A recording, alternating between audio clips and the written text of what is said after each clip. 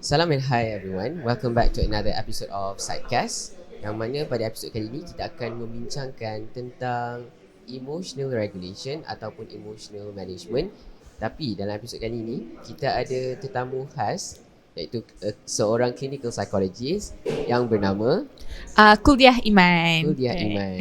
So Iman, should I call you Iman or call me Iman. Iman. Okay, cool.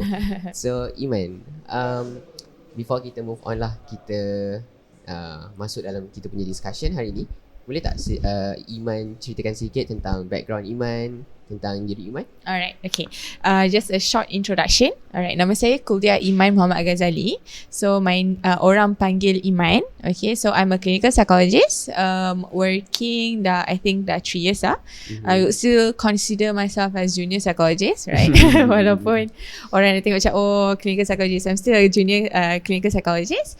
I am also I'm doing freelancing right now, so doing in few private companies, right? And I am also a co-founder of Payung Redup. It's a online platform psychology service. So boleh visit our website payungredup.com and then boleh tengok kat situ.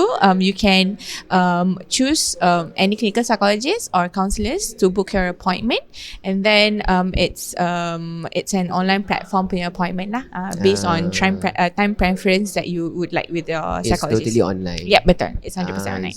So far right now. Right now. So far. InsyaAllah. One day ada center ada physical place ke, insyaAllah. That's where we're moving towards. But right now it's 100% online lah. I see. Alright. Thank you so much, Iman. No worries. Also I would like to thank you sebab sudi untuk nak join Sidecast untuk episode kali ni. Kita sama-sama kita nak discuss tentang emotional regulation. Memandangkan Iman sendiri seorang practitioner dalam mental health kan. Jadi semestinya Iman mesti tahu macam mana pattern emotion ni, pattern mood kita dan sebagainya. Tapi sebelum tu juga Iman, nak tanya, kita sekarang ni kat mana? Alright, so sekarang kita di cafe, lawa cafe ni kan, macam the ambience kan. Cafe ni di Deco dan Kopi di Rakescape. Right, kita live Cyberjaya. Ya, betul. Rakescape Cyberjaya. Alright, okay. Dan promosi. Alright. Okay, without further ado, let's jump into the discussion. Let's talk about first the definition of emotion. Apa maksud emosi? Okay. Alright. Untuk put it into a simple definition kan, this is what definition that I will always go by with lah, even dalam sessions, is that emosi ni adalah macam mana kita bertindak ataupun bereaksi tentang sesuatu situasi yang kita face in our daily situations. Alright. So emosi yang kita selalu dengar ada marah. Ya, biasa kita marah, happy, sedih. Benda tu yang biasalah. Yang basic. Betul. Basic kan. Marah, happy, sedih. Tapi sebenarnya there are 7 basic emotion. Dia ada marah, sedih, happy. Kita ada disgusted. Kan? Lepas tu kita ada apa lagi jealous. Betul. Betul. Usually kalau there's the wheel of emotions, macam banyak emosi yang we can actually see, look into it. You know, there's surprise, there's guilty, you know, this kind of emotions yang sebenarnya kita tak focus on, right? Sebab kita kalau apa-apa, kita marah, sedih, gembira, tu je. Right? There are other emotions banyak yang lagi emotion lagi. Right. Kadang-kadang orang tak perasan juga. Kadang-kadang ada orang yang dia rasa macam, aku pun tak tahu sekarang ni aku dekat state apa emotion. Betul. Jadi as a clinical psychologist, what would you do untuk kita nak evaluate seseorang punya emotion tu? Alright. This is probably ni macam self-disclosure sikit lah kan. You know, there will always be time where I would have to self-disclose myself, right? Okay, so macam as a walaupun I'm a clinical psychologist, a lot of my friends or even myself, I would consider saya sebagai orang yang high EE, high emotional expressive, you know. So macam kalau anything happen, I would like, orang akan tahulah ini marah ke, I sedih ke apa, people would see. Alright. So macam as orang yang high EE, so untuk kita nak really emotion is very important, right? Lagi-lagi as a therapist, sebab kita nak kena intact with our emotions when it comes to dealing with your clients, or apa ni, as kalau tak dalam session pun as a, you know, macam orang biasa kan, casual betul punya, macam you know, as your own personally kan. So macam in order for us to really understand our emotions, first of all is untuk kita have this self awareness, untuk kita really understand what am I actually feeling, alright? Apa yang kita sebenarnya rasa. Contohnya ada a certain situation that happen, so kita macam okay, this is something yang I would always recommend untuk take a pause moment, right? This is something I would do myself as well. So macam kalau apa-apa jadi kan, kita just macam kadang kita nak orang nampak macam kita stop macam tu, right? I would do that. So macam I would just stop, give myself 5 saat je, 5 saat kan, just 1, 2.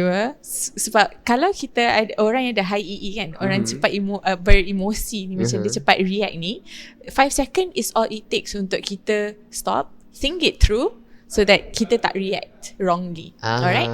Okay, emotion ni is not at all a bad thing.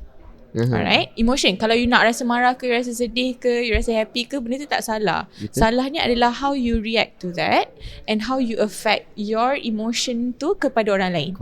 Betul. Alright, contohnya kalau you marah kan, ada certain situation that makes you feel angry. Biasalah, kita manusia, kita akan rasa marah, kita akan rasa sedih, right? Benda tu tak salah. Tapi salah dia bila you marah, at that time you terus baling barang kat orang. That is where it gets wrong. Alright, that is where it gets inappropriate. Yes. Right, so macam what I would really suggest is that bila whatever happen kan, kita stop, kita count, give ourselves 5 seconds tu. Betul, 5 seconds tu untuk kita macam okay, apa yang sebenarnya aku rasa sekarang? Okay, I'm angry. So macam okay, apa sebenarnya aku rasa? Kita identify dulu. Right, kita identify dulu, okay, I'm angry. Alright, so macam kita identify, kita pause dulu, and then okay, so apa yang menyebabkan aku marah sekarang? Alright, this guy is pissing me off, contohnya kan. This guy is pissing me off. Okay, so kenapa kita marah? Okay, dia change macam ni. Alright, so kenapa dia macam tu? Alright, kita nak try bukan to empathize ke apa, tapi whatever we do in this pause moment adalah untuk diri kita. Sebab usually bila kita react to a certain situation, dia akan selalu ada secondary emotion that comes after that, adalah guilty tau. Contohnya bila kita marah kan, kita dah baling barang apa semua tu, after that selalu akan kata, kenapa aku buat macam tu? Kan? Kenapa yang aku buat macam tu? Kenapa kita cakap macam tu? Right? Sometimes bila kita in emotion yang tak stable, what happens is that kita akan react ataupun do things without us, macam tanpa kita sedar. Alright, so bila dah lepas sedar tu, baru kita macam alamak, kenapa aku buat macam tu? Right? So to avoid that unnecessary punya guilty feelings, is kita kena start from the first ni. So that is to identify the emotion. Betul. Acknowledge and kita validate. Okay. Take control. Betul. Juga emotion tu is one of the ni lah kan. Right. So macam bila kita validate tu, okay, so I'm angry, right? So macam take control kan. So okay, so I'm angry. Alright, it's okay, I'm angry. So what should I do right now? Okay, kita kena deep breathing. Alright, deep breathing, tarik nafas, sembuh. So macam okay, whatever you say keluar lah. Macam apa-apa je lah. Right, because I don't want to do things that I don't mean right now. Lebih kurang macam tu lah. So is it macam, too much? Sorry. It's fine. Discussion kan. Macam setakat yang I tahulah, dalam ACT, dalam acceptance commitment therapy, and commitment therapy, dia ada satu teori, I would say, or technique, I would say. It's a cognitive defusion. Are you familiar with it? Yeah. So basically kita boleh implement to me lah, I rasa kita boleh implement cognitive defusion ni, teknik dia tu, untuk kita nak take control of our rationality. Sebab kita, yelah, waktu kita tengah emotional tu, kita punya amygdala ni dah hijack the entire brain, kan? Betul. Jadi I rasa macam approach ACT tu sangat bagus, sebab bila kita tengah emotional, kita nak elak daripada kita react daripada unpleasant behaviour tu kan. So kita buat take a deep breath, ataupun kita self talk. Kita cakap, salah satu teknik yang I jumpa lah dalam tentang cognitive defusion ni adalah kita sebut tentang thought tu. Contoh, kita tengah marah, dalam kepala kita cakap kita tengah marah dekat abu, contoh. So kita sebut, aku tengah berfikir tentang aku ni tengah marah dekat Abu. So yang I belajar lah, I rasa that is one of the ways. Betul. Nah, ACT Act ni dia it's therapy approach modalities yang we usually use lah. I think it's aside from CBT kan, kita selalu dengan CBT kan, cognitive behavioral therapy. It's very cognitive, kira macam CBT macam sangat focus on challenging your thoughts. Alright, ACT ni adalah more kepada accepting. Alright, acceptance commitment therapy kan, it's how you move forward with whatever you have right now. Alright, macam how you move forward in your plate lah, apa yang you ada in your plate right now, so how do you bring your plate into your future. Alright, so macam ACT dia ada 6 modalities, 6 domain. Kira macam focusing on that lah. Alright, cognitive defusion is one of it. Alright, so it's ACT, ACT, acceptance and commitment. So macam dia ada terbagi kepada 2, commitment therapy, commitment dengan acceptance part. Betul.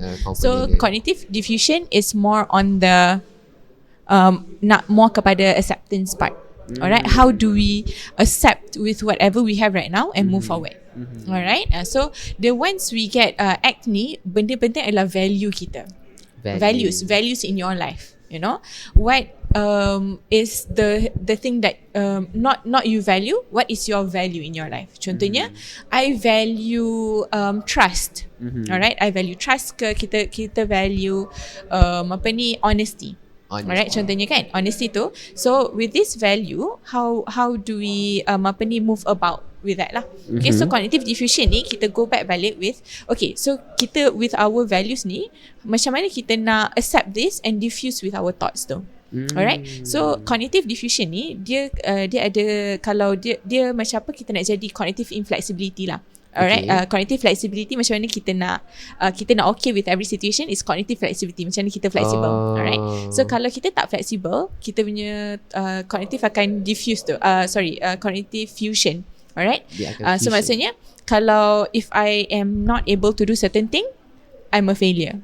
Alright, so macam tu. So macam ni kita nak diffuse thoughts tu. Alright, so if I am not able to do this, it's okay, I'm a human. Alright, contohnya macam kalau kita kaitkan dengan emotion kan, if I am feeling angry, it means yang I am orang yang sangat emotional, I am emotionally macam I tak pandai nak regulate my emotion. Macam tu kan. But how do we diffuse that? Is that I have anger because I'm a human, and it's okay to have this anger. So macam tu. Alright, so macam contohnya I'm angry. Orang ni tak sepatutnya buat I rasa marah. Kan? Bila orang ni buat I rasa marah, I sepatutnya tunjuk yang I'm better than them by proving they're wrong. Contohnya. Alright. So kalau what we want to do is kita nak diffuse, as in, okay, I'm angry right now, it's okay. Tak apa. I am angry, this is where I am, I'm a human, so what I want to do is kita bring forward with the anger. Okay, so apa yang bila I dah marah sekarang, how do I use this anger ni? Alright, and I have to use this anger with kita what do I need right now? Okay, I need calm. Okay, so kita deep breathing, kita nak take control tu over the emotion tu. Alright, tapi act ni kan sebenarnya dia also emphasizes on kita nak try to lose control tau. Kita tak nak elak daripada kita lose control. Kita tak nak rasa macam kita perlu kawal semua benda. Act ni. So dia macam nak try untuk let go yang it's okay. Ada perkara yang kita tak boleh nak take control of. Betul. There are things that we can control, ada benda yang kita tak boleh control, it's totally okay, tak apa. So macam tu. I see. So now that we have understand a glimpse of emotion, the definition of emotion, ada lagi satu terma ataupun perkataan yang orang public selalu guna, iaitu terma mood. Alright. Penggunaan perkataan mood. So kita I rasa lah public people, they don't understand the how to distinguish between emotion and mood. So can you help them to understand the difference? Yes. So emotion ni tadi macam mana kita react kan? Mood ni in what state we are in. Okay, mood tu kita dalam dalam state apa? Dalam in that how do I say dia, macam kita dalam condition tu, situation tu in for so berapa lama. Alright, kita sebab tu kalau kita macam mood, depressed mood, right, anxious mood. Okay, so macam kalau depressed mood tu maksudnya kita dah ada dalam emotion depressed, kita dalam depressive emotion, kita in a very low mood tu dah lama, right? Mood, it's a dalam period like in how many weeks, right? So usually kita akan nampak macam weeks lah, sebab in order untuk diagnosis, right, contohnya macam depression ke apa, kita tengok dalam 2 weeks or more, right?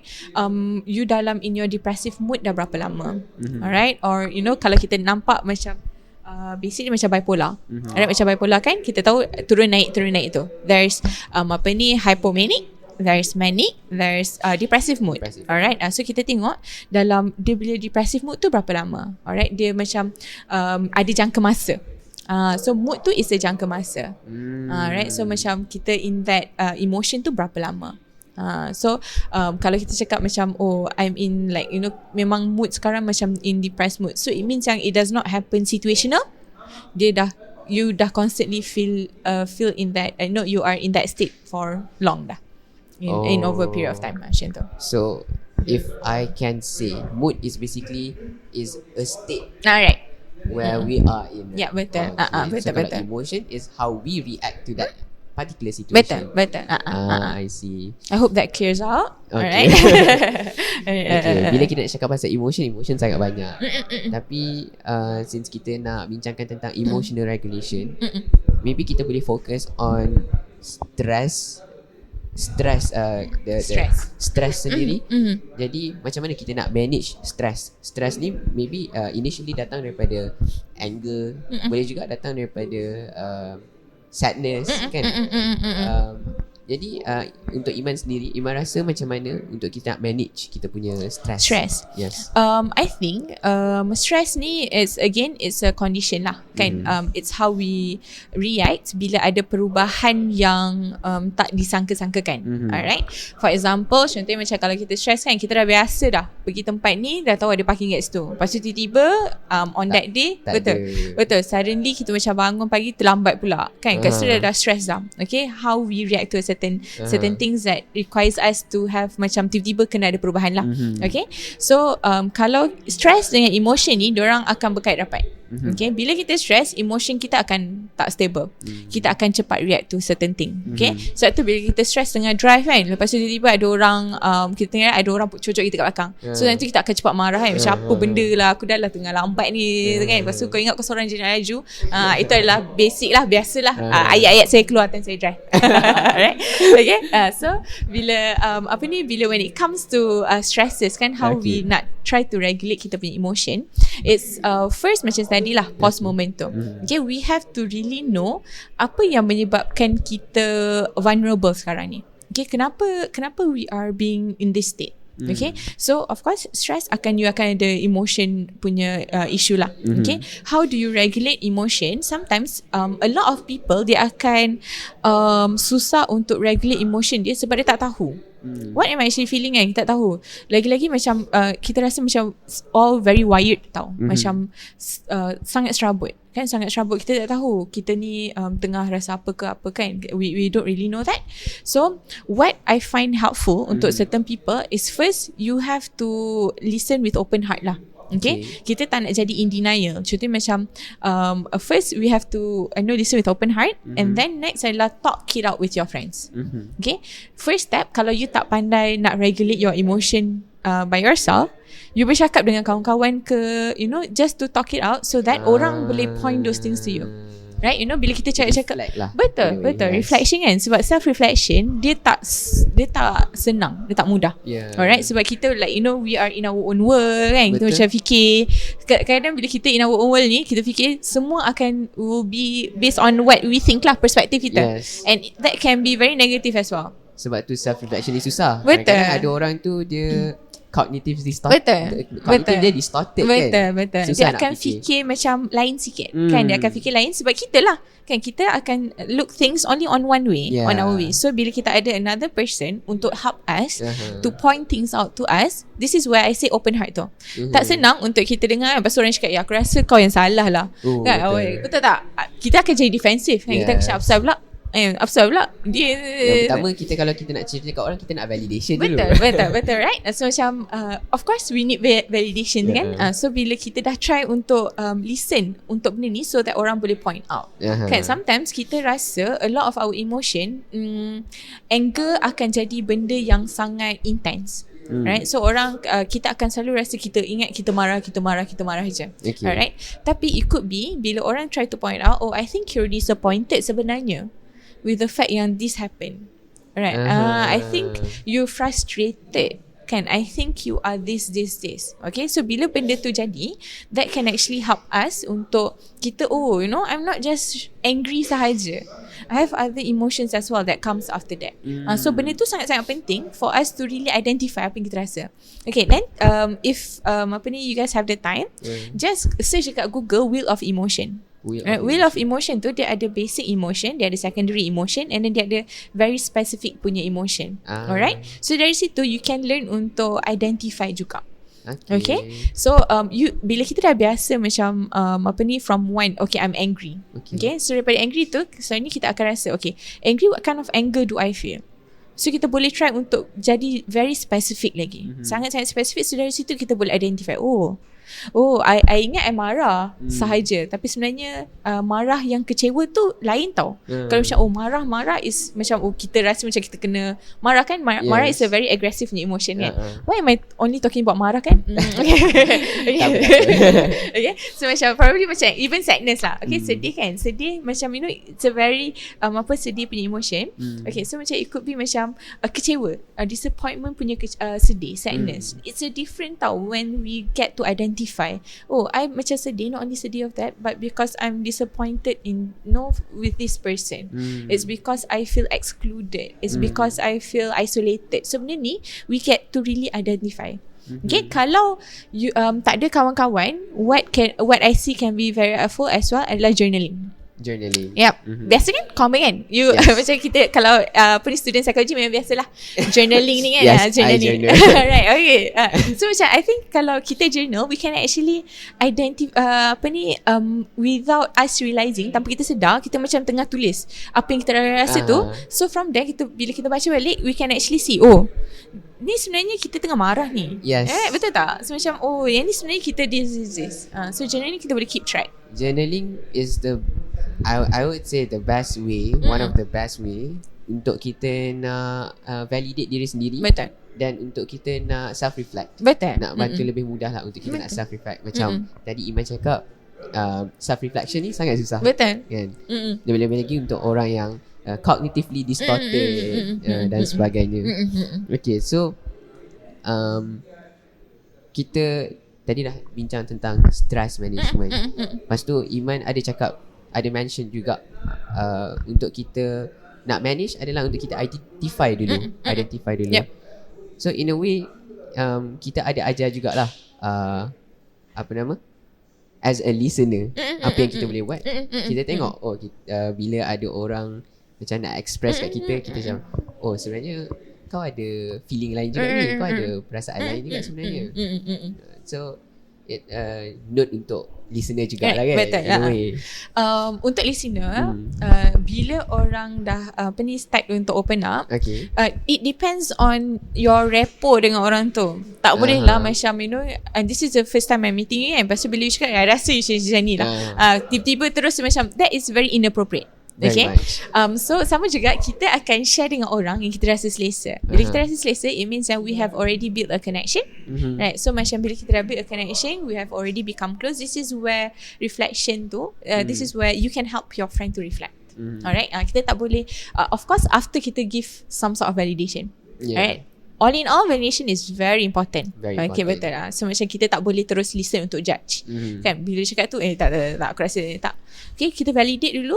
Kita macam okay, I understand why you feel like that, faham je sebab in that situation mesti you're sad kan, blah blah blah.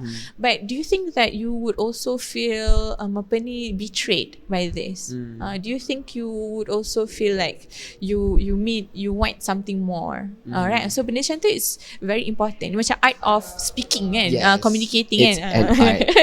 Dia macam it takes a lot of times untuk nak train diri kita untuk nak practice validation. Betul. Jadi untuk Iman sendiri, Iman rasa macam mana teknik yang sesuai untuk kita nak validate orang?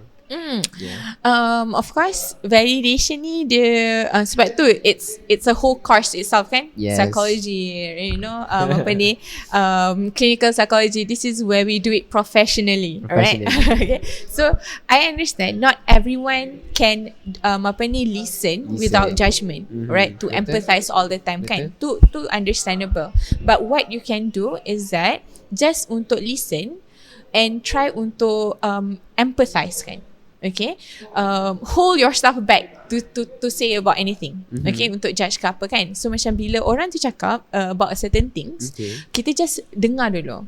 Okay, dengar dulu whatever that you feel like saying again ke apa, nak jawab ke apa, kita just hold back dulu, just untuk bagi dia room untuk dia express kan.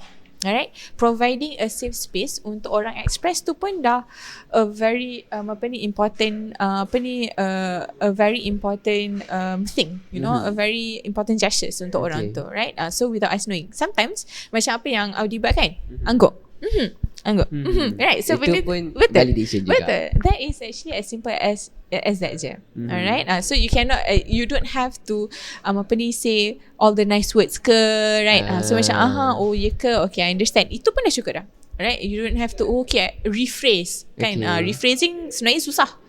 So okay, I understand like this, blah blah blah itu. Susah. Oh, susah, yes. Kan? Terapi selalu akan paraphrase or rephrase. Yeah. That is what we do lah professionally kan. Right? So sebab tu it's not easy. Yep. So being anggo, you know, like this one, what we call this is like a square punya square punya dia macam box, right? Box punya duduk, right? Cara kita duduk ni dia macam open, it's very good for open communication. Alright, sebab we're not kalau depan-depan kan. So this is where we are close in terms of physically, and then we can actually listen to each other. This is actually a very good sitting position. 45 degree right? Betul. Counselling punya teori. Betul. Right. So biasalah kan. Budak UKM Okay. I see. So sikit lagi, macam mana untuk kita nak elak daripada being toxic as a listener? Okay, being toxic as a listener. Okay, this so, kadang-kadang kan kita over validate. Yeah, right. Macam yelah tu yeah, you should feel like this. Yes. You should feel like that. Right? Okay. How do we become nak avoid toxic as a listener tu? I think it's to understand your boundaries. Okay. Alright, so always try untuk mind your boundaries. Boundaries kita sebagai kawan. Alright, so macam kita tak boleh toxic positivity right now kan. So macam I feel down, tak payah, kita okay macam tu kan. So itu macam kita invalidating orang punya emotion. Alright, so what you can do is just to listen lah. Benda tu this is a very I think useful tips jugalah, right? I would always also suggest you tanya your friend, what do you want me to do now? Right? Do you want me to just listen ke? Do you want me to do this ke? So do you want me to give advice ke? Betul. So benda tu is very important sebab if you were to ask me kan, what's the right word to say to this person kan? I don't know as well. Right? That person would only know what they want to hear. Very subjective. Betul. I see. Very well. I rasa sampai sini je kot kita punya discussion tentang emotional regulation, and in a way kita pun dah discuss tentang macam mana kita nak jadi a good listener kan. Sebab bila kita nak manage emotion, it's not only us who manage the emotion, tapi orang sekeliling kita pun perlu main peranan untuk nak manage kita punya emotion. So that's why it's very important to have someone who you to help you. To help you, remind someone you. yang you trust. Yeah, sebab that's the importance of support system kan. Betul. Okay, so thank you so much Iman. Thank you Audi for inviting me in your podcast. Thank you so much sebab dapat join kita punya sidecast ni. Dan yelah, datang daripada jauh. Tak apa, awak pun sama datang jauh. Half-half. Half-half, betul. Alright, so untuk siapa yang nak datang untuk minum kopi, boleh datang ke Rakescape Cyberjaya. Betul. Apa Deko nama? dan kopi. Yes. Kopi dia sedap-sedap ni. Deko dan kopi. Saya minum latte. Iman minum apa? Asian Dolce Latte. Sedap-sedap. Fancy namanya. Fancy. Alright. So thank you so much. So untuk siapa yang belum subscribe, jemput subscribe dan follow kita punya Spotify dan YouTube, so that kita boleh produce lagi banyak lagi content berkenaan dengan psychology, mental health and self growth. And itu saja. Bye.